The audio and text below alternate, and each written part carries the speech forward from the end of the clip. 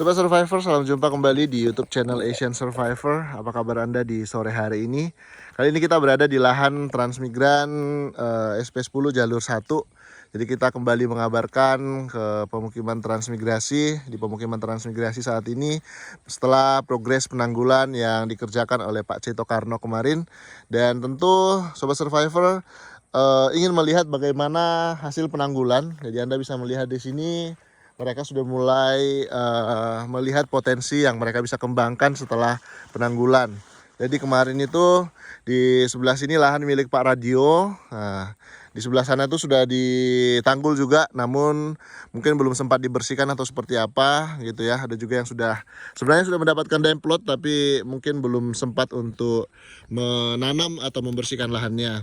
Baik Sobat Survivor, kita melihat di sini tanggul sudah cukup tinggi untuk sudah dikerjakan, dan kemarin ini kalau nggak salah dilakukan 2 kali penanggulan, jadi sudah jauh lebih aman gitu ya. Dan ini sudah kering dan bersiap untuk Pak Radio nanti untuk mengembangkan berbagai macam tanaman di lokasi ini. Sayangnya Pak Radio saat ini kita tidak bertemu karena sedang keluar, namun lahan sudah dipersiapkan untuk ditanami tanaman-tanaman sayuran ya, sudah disemprot, sudah dibakar, dan mungkin perlu untuk dibakar disemprot kedua kalinya sampai benar-benar tidak ada lagi tanaman pengganggu lah seperti itu ya. Jadi rencananya nanti Pak Radio sudah bersiap untuk menggarap lahan ini untuk ditanami sayur-sayuran gitu ya, karena lahannya sudah jauh lebih kering seperti itu. Baik. Nah ini sudah kering. Dan yang unik nih Sobat Survivor, mungkin yang sekedar info tambahan aja, di lokasi ini kan bekas lahan gambut ya. Entah dulunya ini pernah ada jenis tanaman-tanaman yang mempunyai getah damar gitu. Jadi Anda sangat umum bisa menjumpai kayak batu-batu damar seperti ini dari getah damar. Ini kalau dibakar itu menghasilkan aroma kayak kemenyan gitu. Aroma getah damar lah. Jadi tanahnya memang sangat subur ya. Jadi kebetulan sudah disemprot dan bersiap untuk ditanami tanaman-tanaman cabai di lokasi ini. Kita akan ke depan untuk bisa melihat lebih luas terkait upaya petani di sini nanti ke depannya. Nah, di bawah sini itu banyak sekali ikan gabus ya. Ini sedang banyak yang bertelur dan beranak, berkembang biak lah ya. Jadi sebenarnya ini potensi juga buat warga di sini untuk bisa memproduksi lebih banyak ikan gabus gitu ya. Sayangnya potensi ini belum banyak dilirik oleh pelaku usaha di luar sana gitu. Ke depan semoga ini menjadi kesempatan yang baik untuk bisa berkolaborasi gitu ya. Jadi dari sini bisa menghasilkan ikan gabus dan dikirim ke kota-kota besar. Nah ini sudah dilakukan panen cacing atau dibikin seperti gulutan gitu, dan ini yang menjadi concern kita untuk kolamnya Pak Kumis ini. Sepertinya belum ada pintu air, sangat berpotensi ini bisa jebol karena volume air yang begitu besar di sini, dan sementara tanggulnya tidak kuat untuk menahan. Jadi untuk sementara baru dibikin tanggul tambahan semacam ini. Tapi nanti kita akan coba komunikasikan nanti supaya tetap ada pintu airnya untuk mengurangi debit air di lahannya Pak Kumis. Karena Pak Kumis rencanakan memang untuk lahannya ini sebagian ini dibikin kolam ikan katanya. Nah, gitu. Tapi kalau debit airnya begini juga cukup berbahaya karena di sini kering untuk tanam sayur, sementara sini debit airnya sudah sangat tinggi nih Sobat Survivor.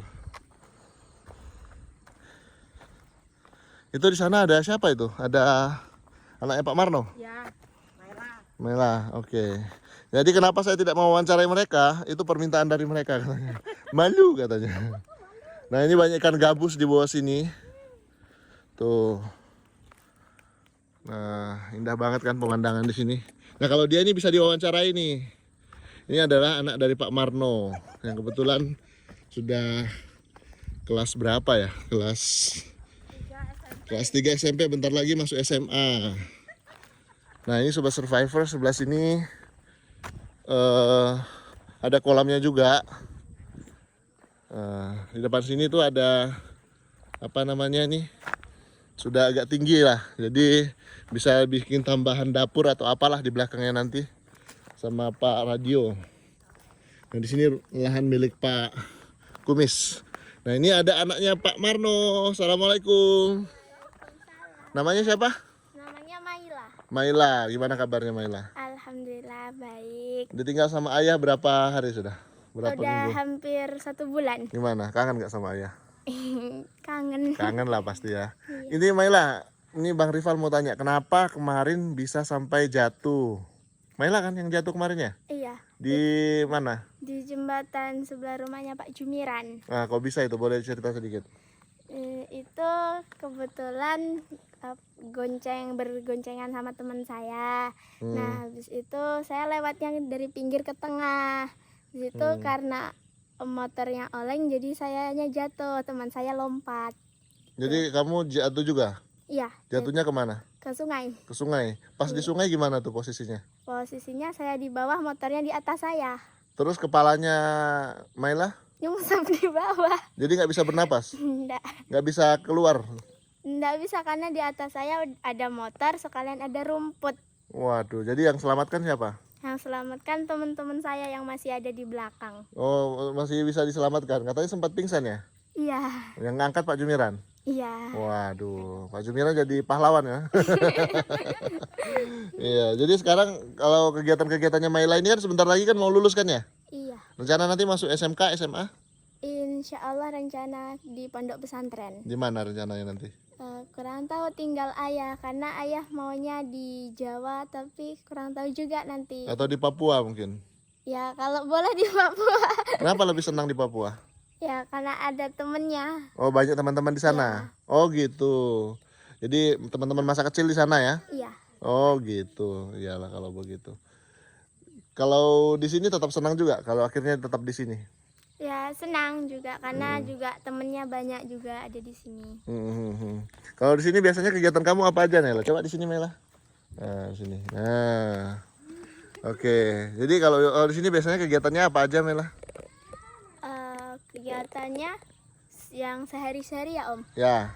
Hari-hari kadang bantu ibu di rumah, kalau enggak ikut adik berenang di kolam sini. Ikut berenang di bawah sini? Iya. Emang boleh berenang di bawah? Boleh, udah dibolehin sama Pak Majahim. Waduh, nanti kalau apa namanya? Apa namanya istilahnya tuh? Tenggelam? Kan dangkal Om. Masa dangkal? Segini mungkin. Oh, di bawah sini? Iya, kalau di tengah situ mungkin di atas saya. Oh, tapi diawasi? Iya, sama Oh, orang gitu. tua. Oh, sudah jago berenang? Oh, Jago gitu. renang nyungsep di sungai kok Bude. Boleh kita lihat ke sana tuh, jalan-jalan ke sana dulu. Lihat tanaman cabenya ibunya. Ini udah ada cabenya juga ya? Oh, sudah berbuah malah. Ini jenis cabe apa? Cabe keriting ya? Sayangnya kurang pupuk ini saudara-saudara. Kurang, memang ya harus diakui memang kondisi tanah sangat belum cocok untuk ditanami sih. Jadinya seperti ini nih.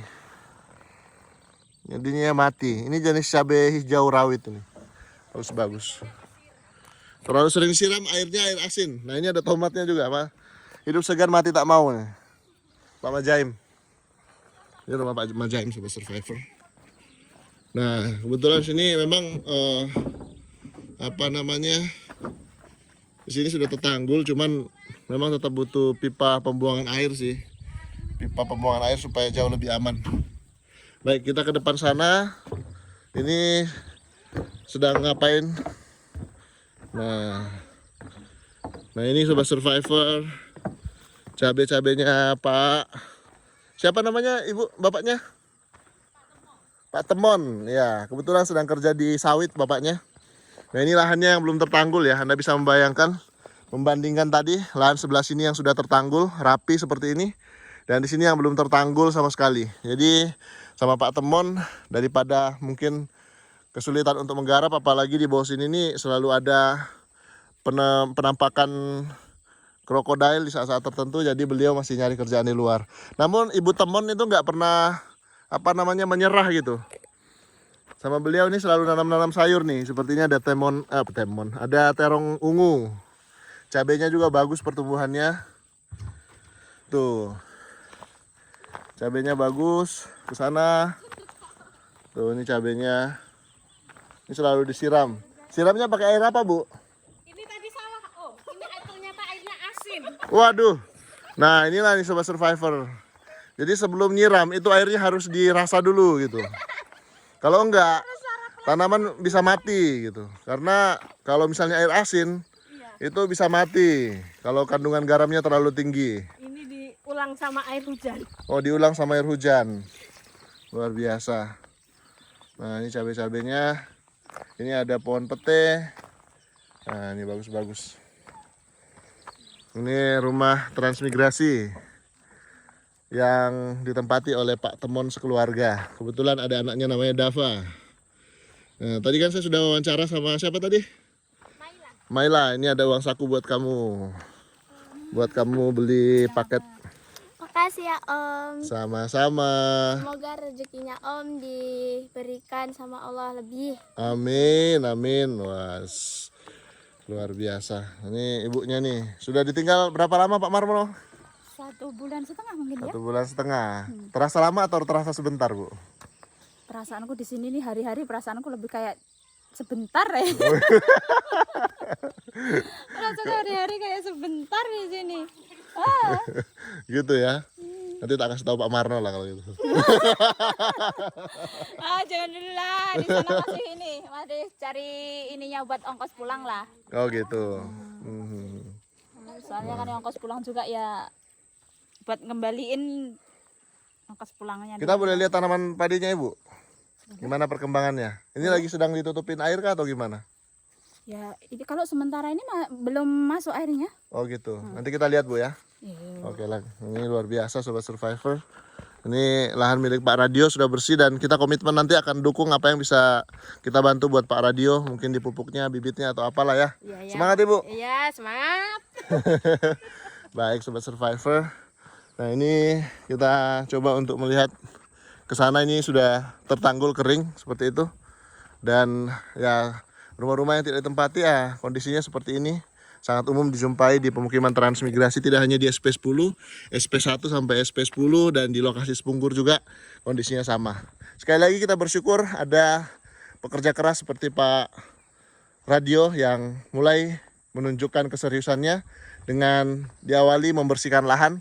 Jadi ini adalah bentuk tanda syukur lahan sudah tertanggul. Karena Pak Ase tidak memperhitungkan berapa banyak dana yang sudah keluar untuk penanggulan demi melihat petani serius menggarap lahannya. Dan tentu doa kita lahan-lahan yang sudah ditanggul semacam ini juga mereka bisa kembali semangat untuk bercocok tanam seperti warga-warga lainnya di sini.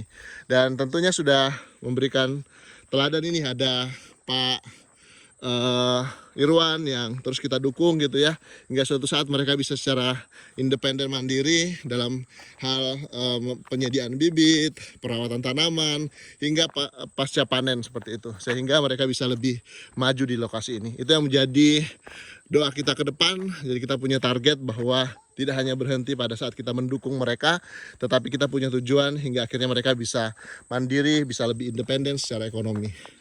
Baik, kita akan jalan lagi dari rumah Pak Radio, Pak Majaim, kita ke sana lagi untuk mengabarkan ke Sobat Survivor semua yang sedang menyimak konten kita saat ini.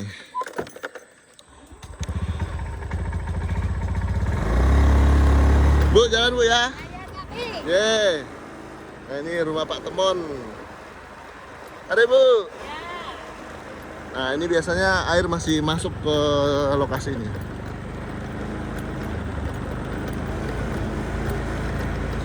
Baik.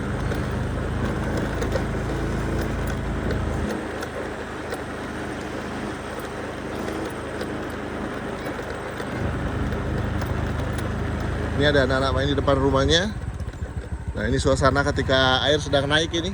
Air sedang naik tapi dalam volume yang tidak terlalu tinggi ya. Ini kita masih akan terus meliput di lokasi ini. Luar biasa. Tetap semangat menginspirasi Asian Survivor. Nah ini di bawah sini biasanya banyak ikan gabus ini Sobat Survivor. Kita coba ambil sampai 15 menit dah. Nah, bagus banget.